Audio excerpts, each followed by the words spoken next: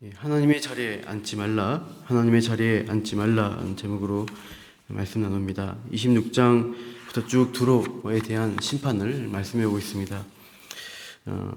그러니까 26장 두로에 대한 심판이 예언됐고, 직접적으로 예언됐고, 27장은 두로의 죽음에 앞서 애가를 부르라고 하셨습니다.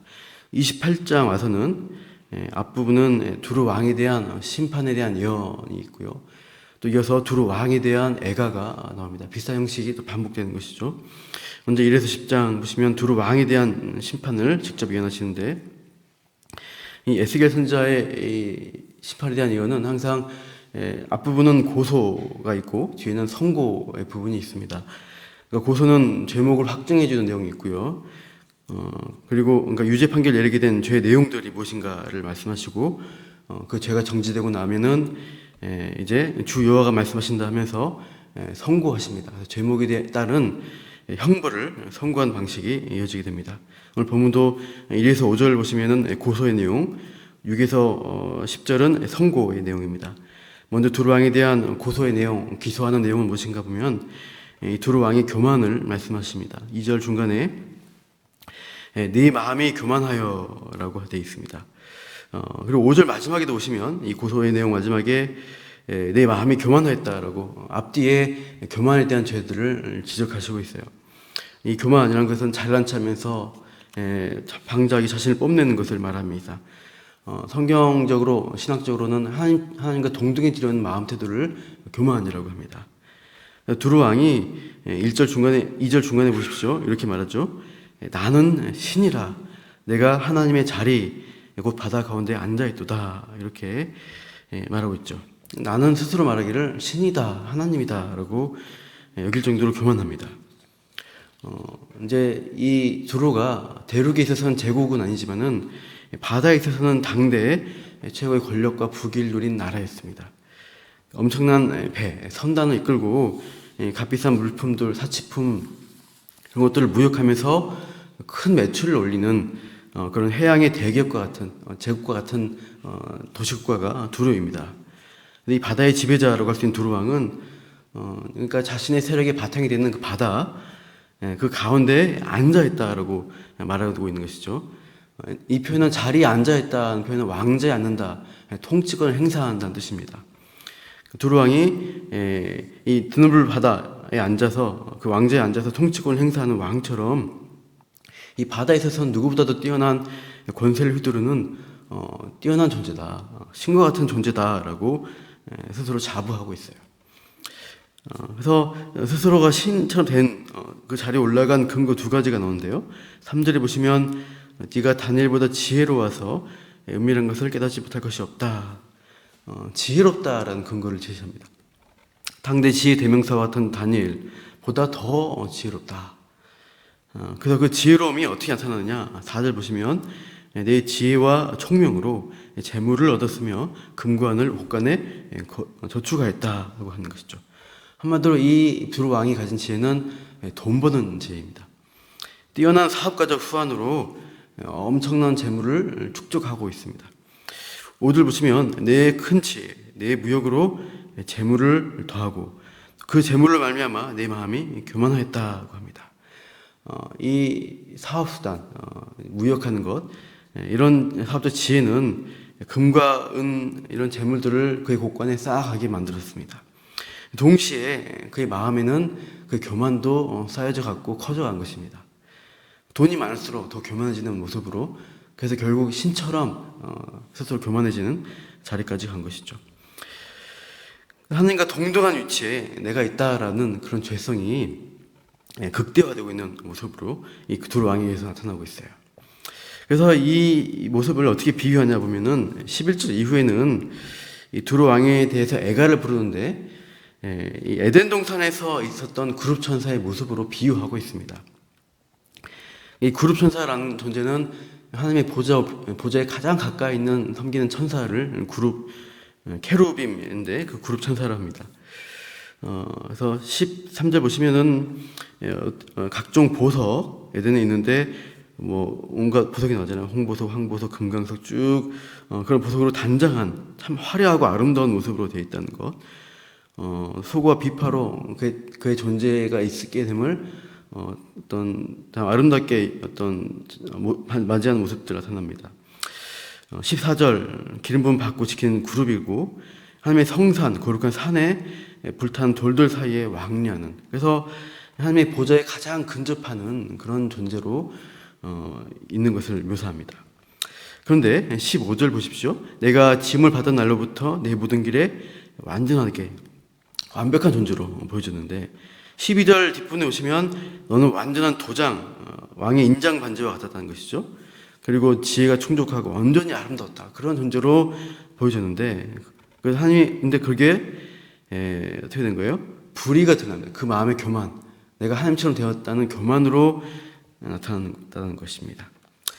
그러니까 이 하나님의 왕좌에 내가 앉겠다라고 생각하는 순간 그 교만이라는 것이 마음에 품게 되고 결국은 행동으로 드러나게 돼요.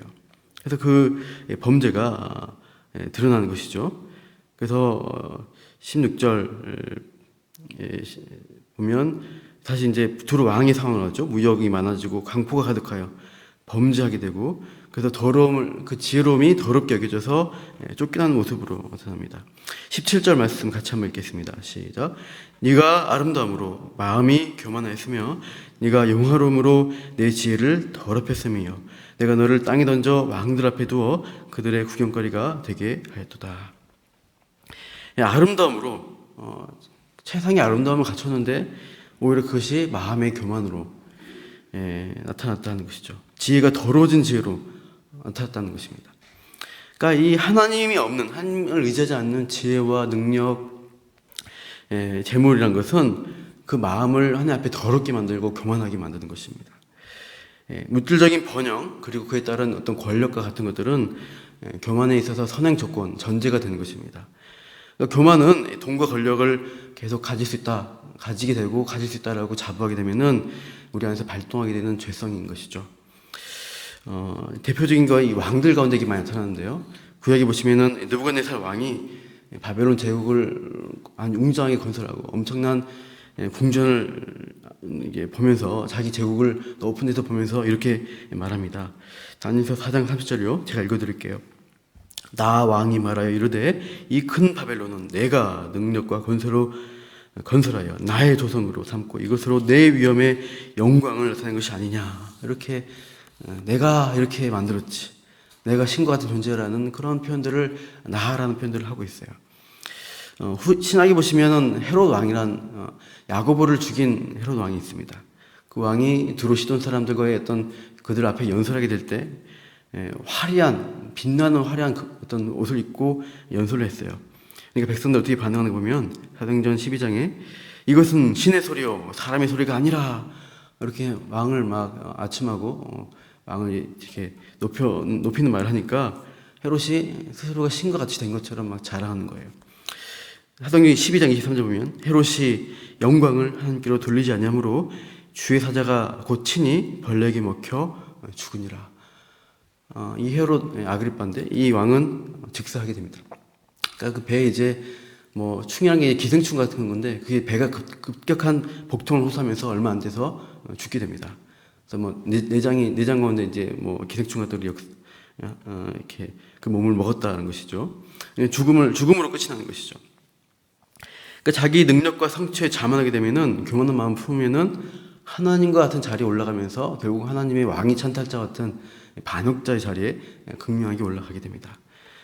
하나님이 가장 싫어하는 죄가 교만이라고 할 수 있습니다. 아담과 하와가 이 에덴에 있을 때 왕과 같은 지위로 온 세계 만물을 통치하는 자리에 있었습니다. 근데 사탄이 와서 아담과 하와에게 어떻게 유혹하죠? 하나님과 같이 되게 해주겠다, 하나님처럼 지혜롭게 해주겠다라는 그런 유혹을 합니다. 네 스스로의 힘으로 하나님처럼 할 수 있어, 다 할 수 있어. 그렇게 했을 때 결국 하나님 앞에 범죄하게 되고 교만한 마음이 드러나서 선악과를 따먹고 쫓겨나는 결론에 이른 것이죠. 죽음이라는 형벌이 주어지는 것입니다. 6절 이후에 보십시오. 계속 이 두루 왕과 같은 교만한 자에게 어떻게 하나님이 선고를 하시는가 보면은 6절 그러므로 주와께 이같이 말씀하셨느니라. 네 마음이 하나님 마음 같은 자 있다. 이 교만이라는 죄를 지적하시면서 쭉 7절 이후에 나오죠. 이방인, 그러니까 너도 강포한 폭력으로 왕이 된 자인데 더 강팍한 자들, 강포한 자들이 여러 나라의 와들이 와서 이 바벨론 두루 왕을 친다는 것이죠. 그래서 8절 이후에 보시면 반복된 단어가 있습니다. 죽임을 당한 자의 죽음같이 바다 가운데 죽게 할 거다. 9절에도 쭉 이어지고 10절에 이방인 통해서 죽기를 할례받지 않은 자의 죽음같이 하리니 이렇게 말하는 거예요. 그래서 죽음에 대한 경고를 하셔요. 아담과 하와에게 죽음을 경고하셨듯이 교만한 자는 필히 죽게 될 것이다. 하나님 앞에 설 수가 없습니다. 하나님이 내리실 수 있는 형벌은 죽음이란 것입니다. 그래서 인간의 한계를 느끼는 것은 내가 죽을 수밖에 없는 자구나. 그 연약함을 알 때 우리가 하나님 앞에 교만할 수가 없게 돼요.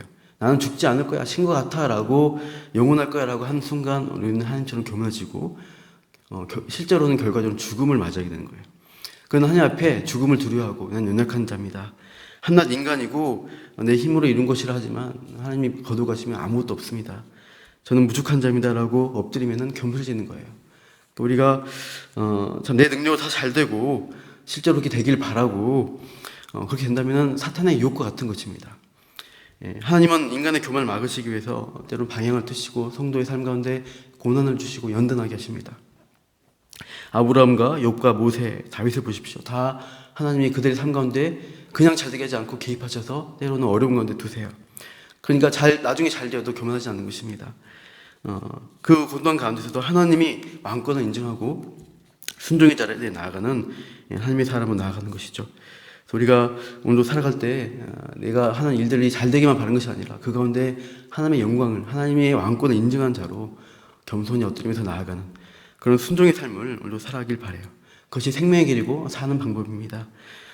예수님이 십자가에서 죽기까지 순종하시고 그 겸손하심을 우리에게 생명 주신 것처럼 오늘도 우리가 그 예수님을 따라서 겸손한 주의 백성으로 오늘도 살아가시기를 축원합니다. 기도하겠습니다. 하나님, 우리가 여전히 우리 안에 있는 죄성을 인해서 우리가 스스로의 힘으로 잘되고 부유해지고 세상적으로 자랑할 것이 있을 때 우리 마음이 교만해지는 것을 또 하나님의 자리까지 넘보는 자들인 것을 하나님 이 시간도 겸손히 고백합니다. 우리가 교만할 수밖에 없는 자임을 인정할 때 우리가 죽을 수밖에 없는 자임을 인정할 때 하나님 앞에 더욱더 엎드리며 하나님 생명의 주인 되신 그 하나님을 의지하고 나아갑니다. 오늘도 세상 사람과 같이 자신이 가진 것으로 교만해질 것이 아니라 세상 것은 없지만 하나님이 주시는 하늘의 복, 정말 그 십자가의 생명 주신 그 은혜를 생각하면서 오늘도 겸손히 주님의 말씀에 동행하며 엎드리며 그 말씀을 드러내며 자랑하는 주의 백성으로 오늘도 살게 하여 주시옵소서. 그렇게 일하시는 성령님께 감사하며 성령님 일하심을 기대하며 이 모든 말씀 예수님 이름으로 기도합니다.